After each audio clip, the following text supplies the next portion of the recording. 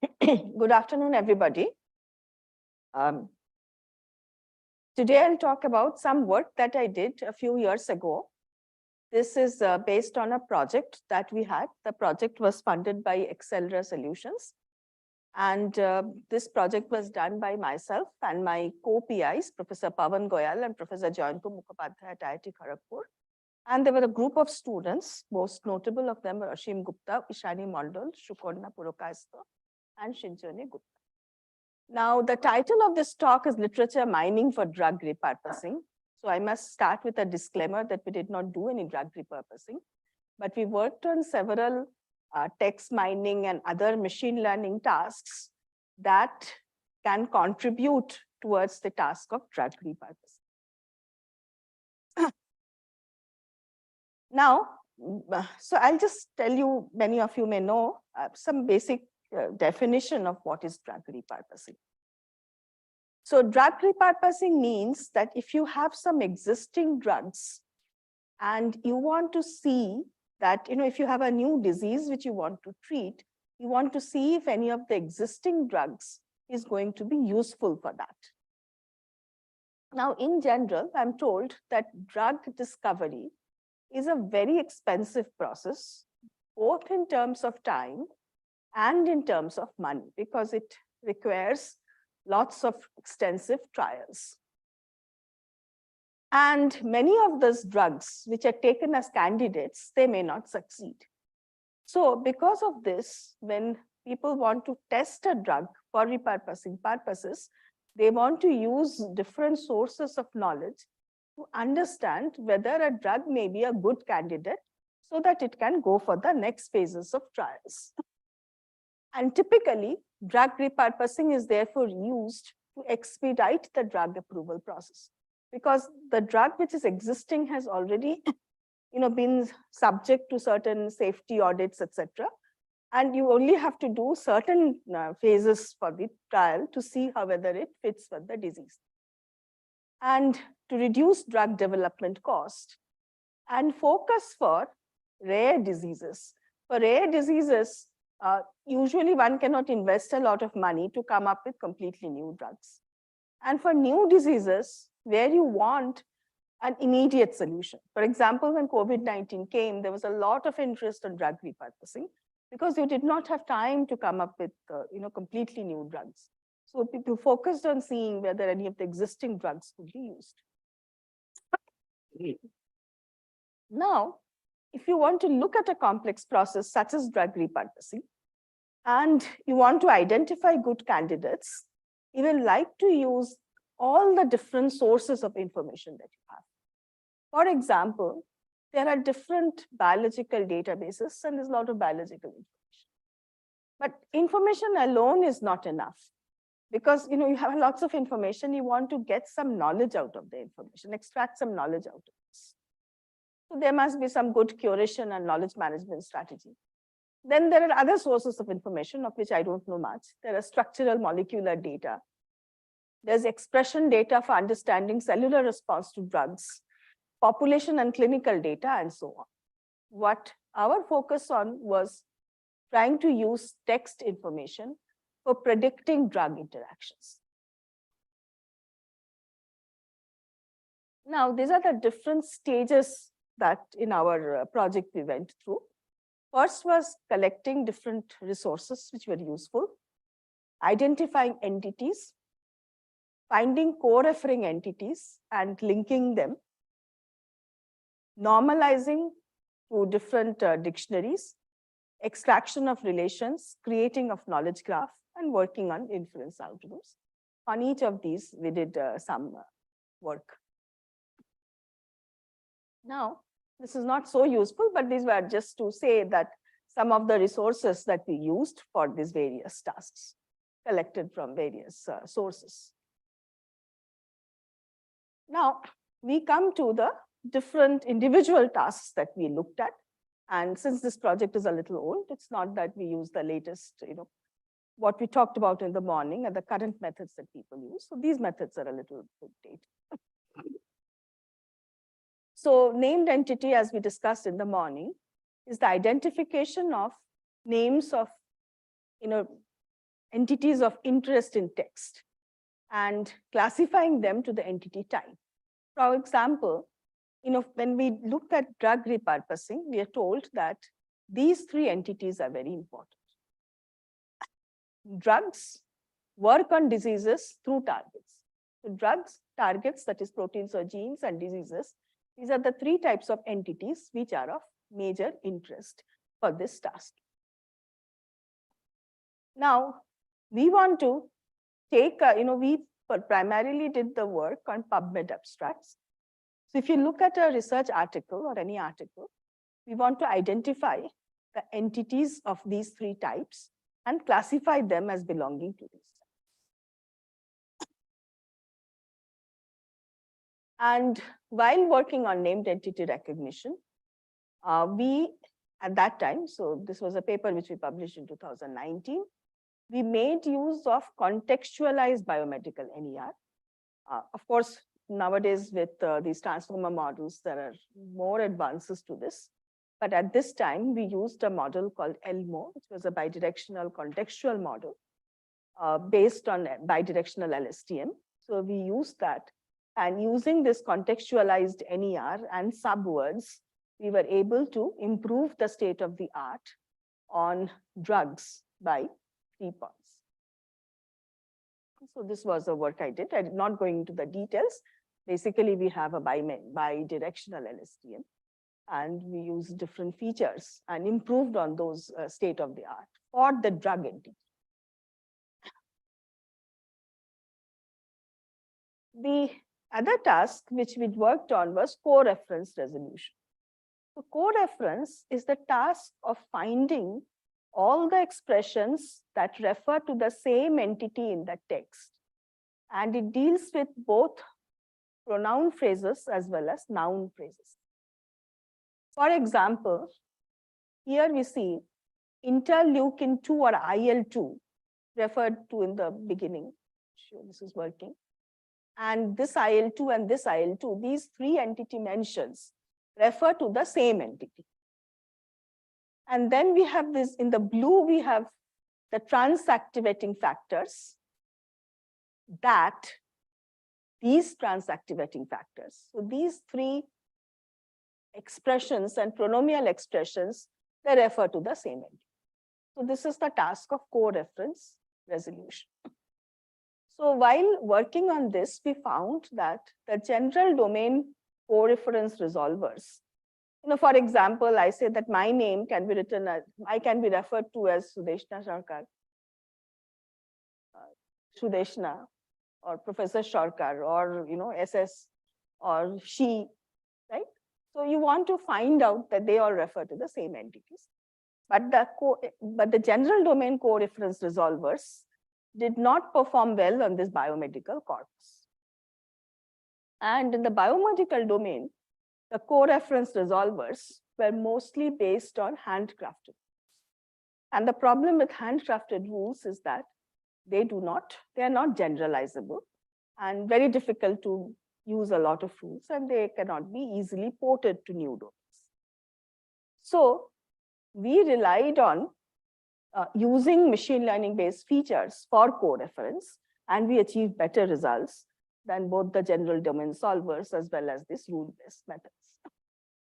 And while designing the co-reference resolution, we use the following features.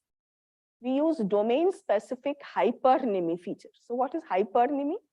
We say that hypernymy is a general to special relationship.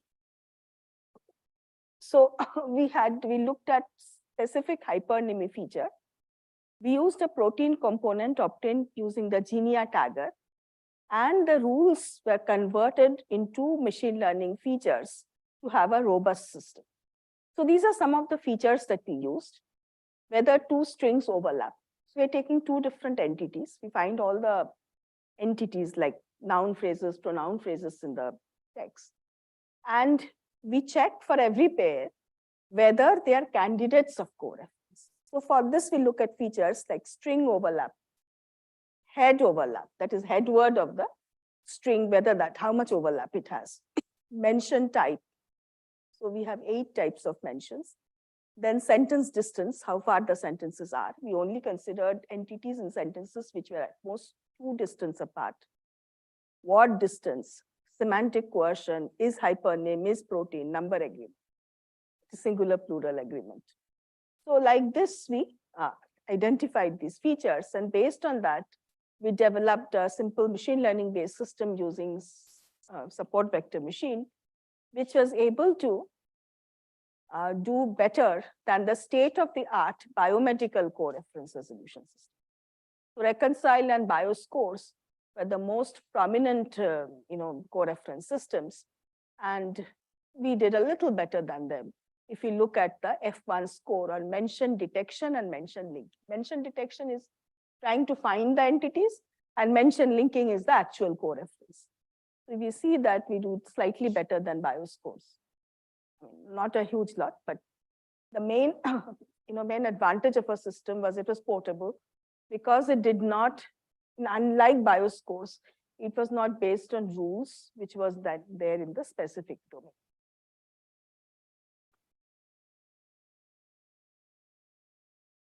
Then the third task that I will talk about is normalization. Again, it's a very simple problem conceptually. Is the task of mapping entities in the text to standard entities in a given knowledge. So you have dictionaries, let us say these are the list of drugs, some list of genes, they are there.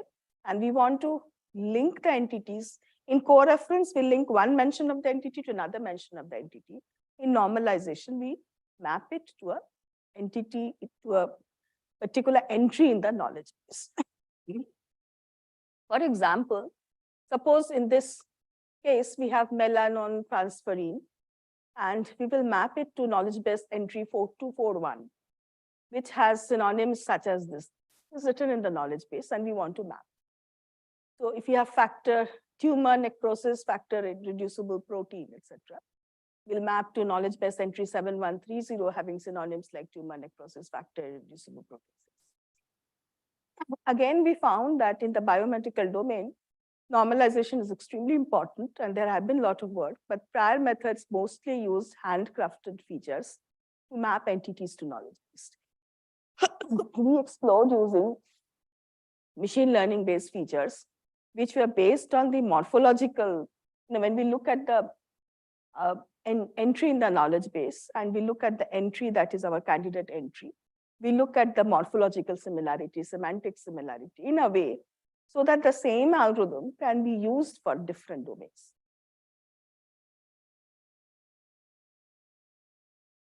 So we were able to account for morphological differences such that, like DNA polymerase comma alpha, there are different minor variations which is there, very difficult to capture by rules, but we were able to do it using simple machine learning methods, features. Then, for example, variants like stomach alcohol dehydrogenase and gastric alcohol dehydrogenase, they mean the same thing. But, because we've made use of word vectors, morphology, etc., we were able to capture this, and so on. So all these we were able to find machine learning features, whereas these things were useful, and it also could generalize to new types of features.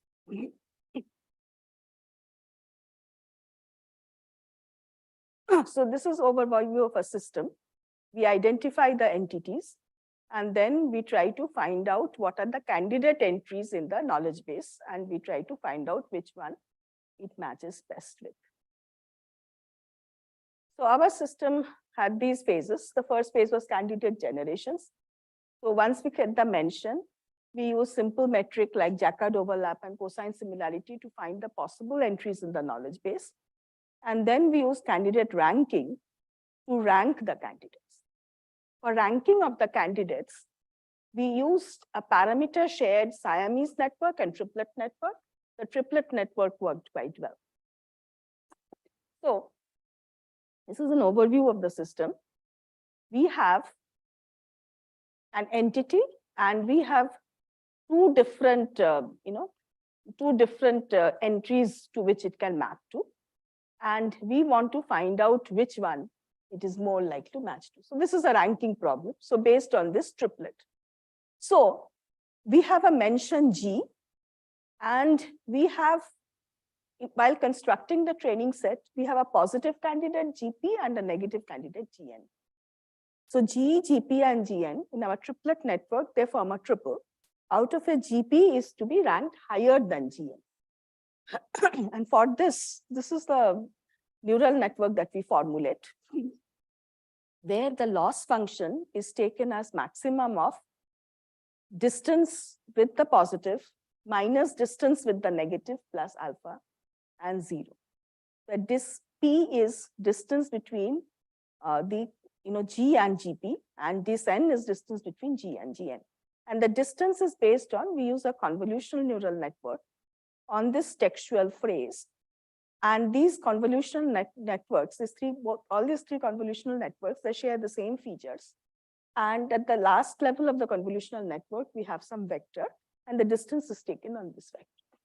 By training on this, we were able to do a good job on the ranking.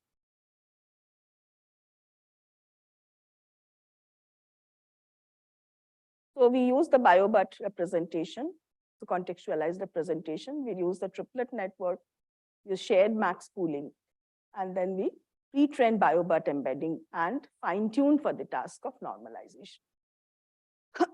And as a result, we were able to get good results. So the last three are the results that we obtained, especially the last one, BERT-based triplet network, which achieved a better F score than the previous result, which were based on rules. Okay, so this is a summary of the results of a triplet CNN network using subwords and abbreviations. And it achieved state-of-the-art result on NCBI disease corpus.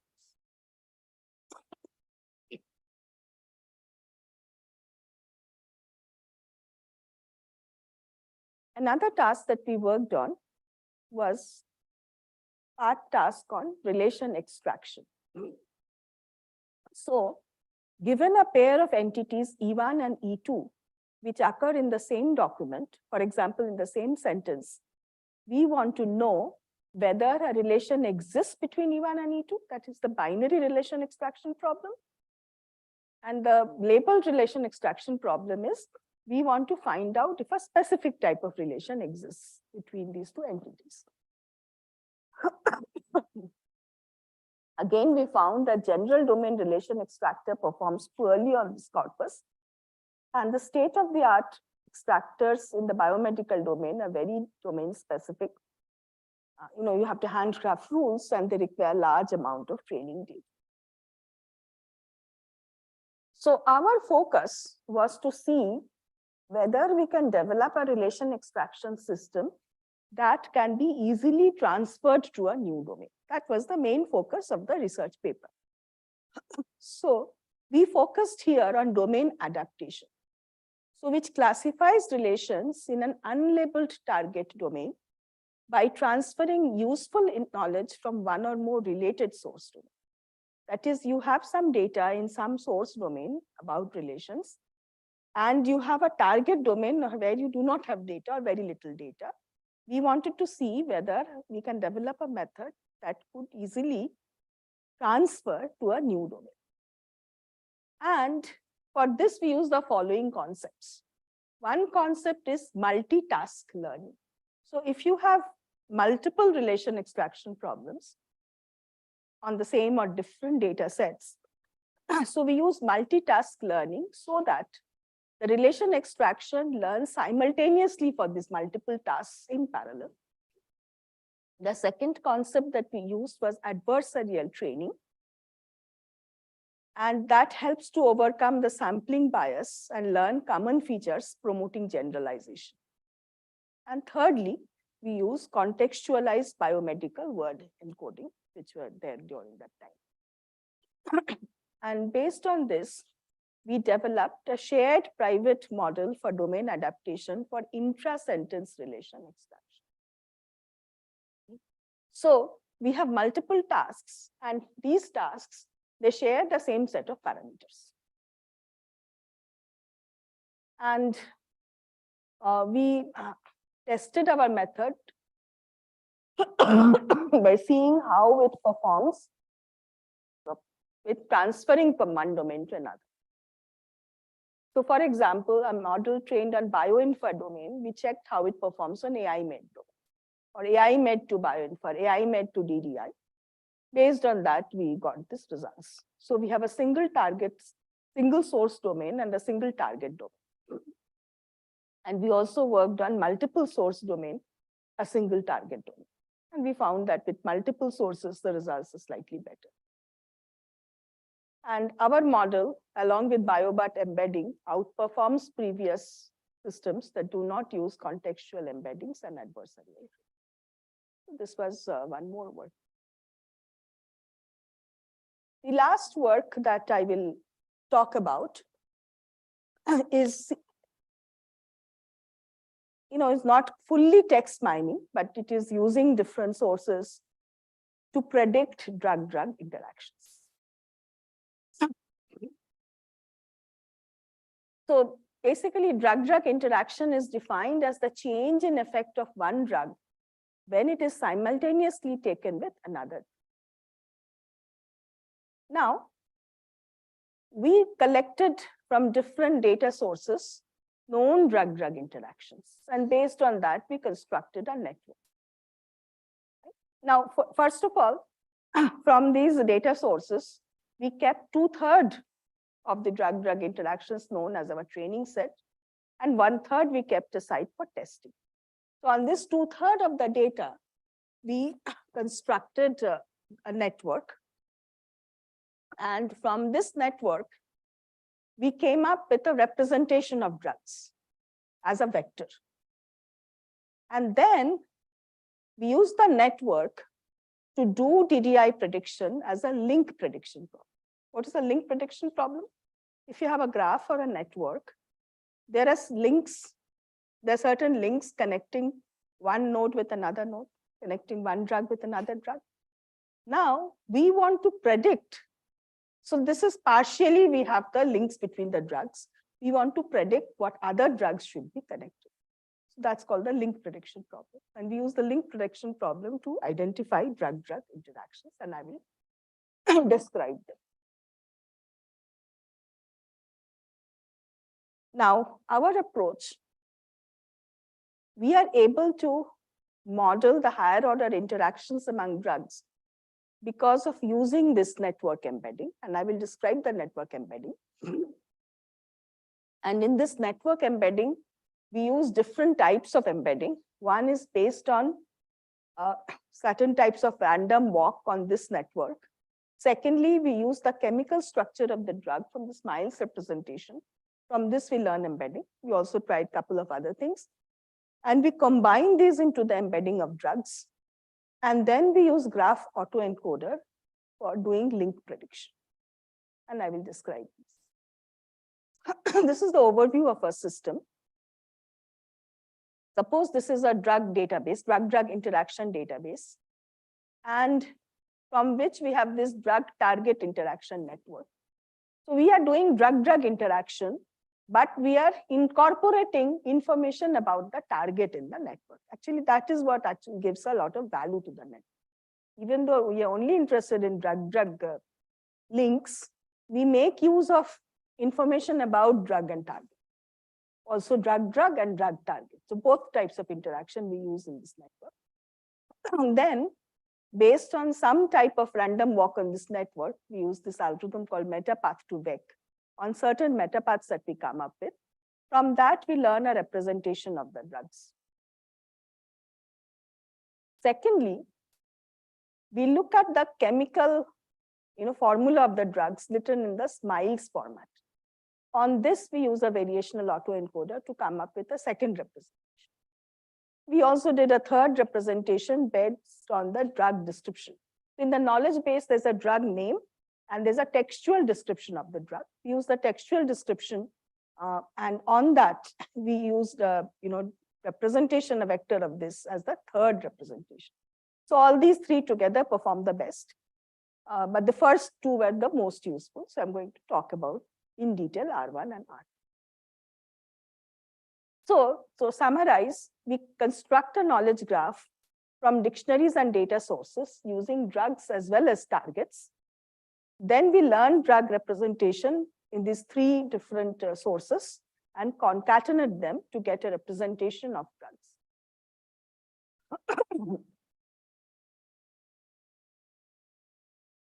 So these are our data sources as drug-drug interactions from drug bank, SEMMED, DB, BioSnap. Drug-target interactions from drug bank, CTD and BioSnap. Target-target interactions from UniProt, CTD and BioSnap. And also drug disease, disease-target, disease interactions. And these were the sizes of the network. We only use drug and target because that actually helped us. So we had 3,512 drug nodes, 30,098 target nodes, and we had 15,245 drug target edges and 77,000 target edges. So this entire network had total of 33,600 nodes and 92,000 edges of these two types. That's why it's a heterogeneous network.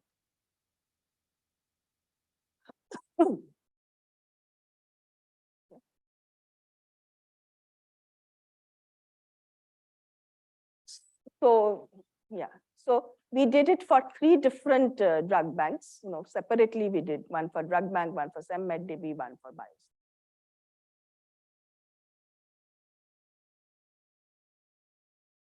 So first, let us look at the metapath-to-vec-based representation.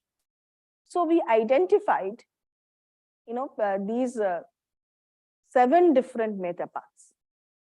So what are metapaths? It is like drug, target, drug. So we found all paths comprising of one drug, one target, then one drug. Then drug, target, drug, disease, drug, disease, target, drug, target, disease, drug. Just like this. After doing some experiments, we identified 7 different metapaths. And this shows examples of 3 of these different metapaths. So from these metapaths, using random walk, we came up with a representation of these nodes. The second aspect, as I said, we came up with a representation using SMILES format. Now, when we looked at earlier work, they used Tanimoto similarity of the drugs to predict potential DDIs, but that was not so successful. A SMILES representation has been used for representation for other tasks, not this particular task. So we use this SMILES representation as a second type of representation. Now, from the SMILES representation, we learn a vector. How do we learn? We used an autoencoder. So so we want to represent the drugs using a fixed dimensional vector. So we have something called the autoencoder, which takes, what is an autoencoder? Which takes X, which is an input, and then it has an encoder which gives a fixed dimensional vector Z. Suppose Z is 50 dimensional or 10 dimensional, 100 dimensional, fixed dimensional vector. And then we have a decoder, and using the decoder, we want to reconstruct X. So given an input X, we want to get back X bar, and we look at whether X bar is similar to X. And this is the representation that we use. So we use autoencoder to learn a fixed representation from this, because this SMILES vector is of different sizes for different chemical compounds. We want to learn a fixed dimensional vector. And this is how we did it, using variational autoencoder. So this is a basic autoencoder. In a variational autoencoder, I'm not want to get into the details. Unless if you have a question, I'll definitely explain. It is stochastic in nature. So given X, you find out for each of the components of Z1, suppose Z has n components, Z1, Z2, Zn. For each of them, let us say you impose a distribution on that. You said the values of Z1 will have a particular mean, they follow a normal distribution with a particular mean and a particular standard deviation. And you have this encoder give you a stochastic value for the mean and the standard. Stochastic value. From this, you can generate this.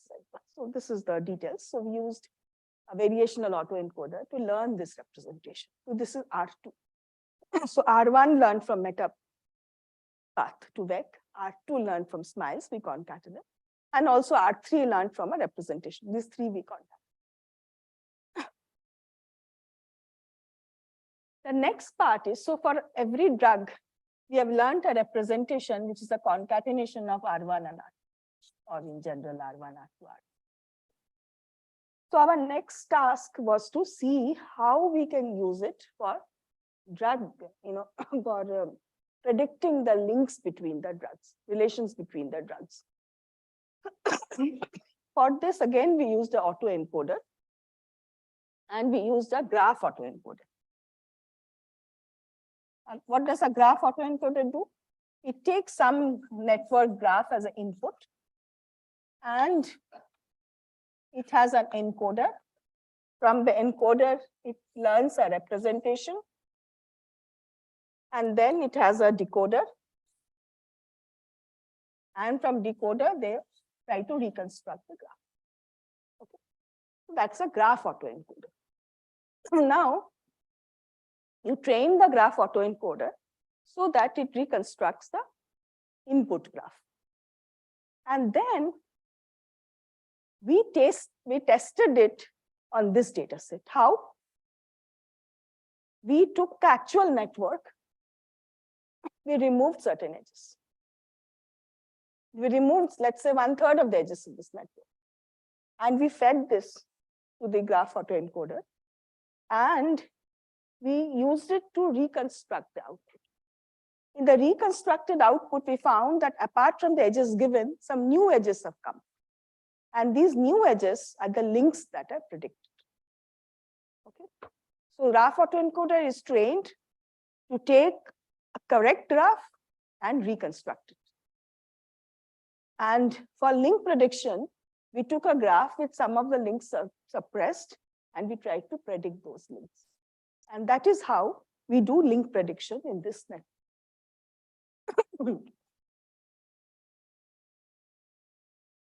Now, just to formalize, we have a graph G with V nodes and adjacency matrix ADJ. Adjacency matrix is for every node, what are the other nodes which are incident on it. So, and we want to represent every graph, every node as a F-dimensional representation. So, for every node is a V into F times matrix. So the two inputs, one is V into F and the V into V, the adjacency matrix and the set of nodes. And then the graph autoencoder learns a low dimensional representation of each node, where W is the representation. And from this, we want to reconstruct this graph. Now, when we reconstruct, we see if this was the input, we see some new edges have come. These are the edges in red. And those are the links that we predict.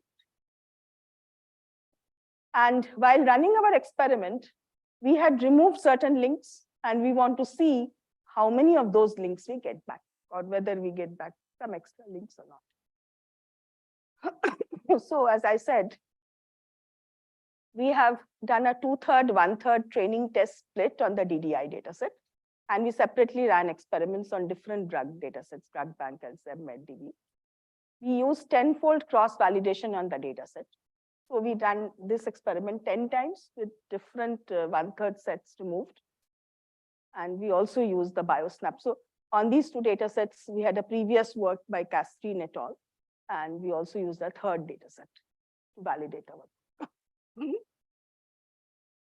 So the first result that we show is that initially, for learning the random walk-based representation, we looked at different algorithms, and we saw that the metapath to VEC algorithm performed the best. So we used that algorithm. Then we used the metapath to VEC along with the SMILES representation. And we found that if we combine these two representations and we use graph autoencoder, our system performs best. So we tried graph autoencoder and variational graph autoencoder, but we got the best results with metapath2vec, chemical. There's also some marginal improvement using the textual form, so we did not put it in this slide.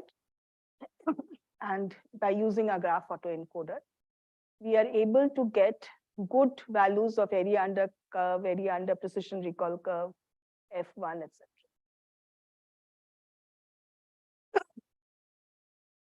And these are all our results only. We're just comparing between our results to come up with the best result. Then this is the same thing on BioSnap dataset. And we compared with the result of Castrin et al., which was the previous work. And we found that our method performs better than Castrin's method in all the different evaluations that they have.